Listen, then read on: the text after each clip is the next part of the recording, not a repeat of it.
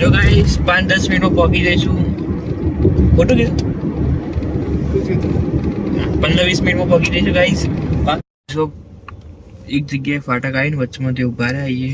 Public બંને side ઊભી આ બાજુ હમ પેલી બાજુ અમે છૂટશે જશે જે બધા હેડ છે ને ટ્રાફિક કઈ જાય છે. અને જો આ ગાડી વાળા જો વચ્ચે જઈને ઉભા થઈ જાય ને પેલી અમે પબ્લિક આવે છે ત્યાં એવી તો કોઈ ખબર જ નહીં પડતી. જો આટલે ટ્રેન આવશે હું બતાવું.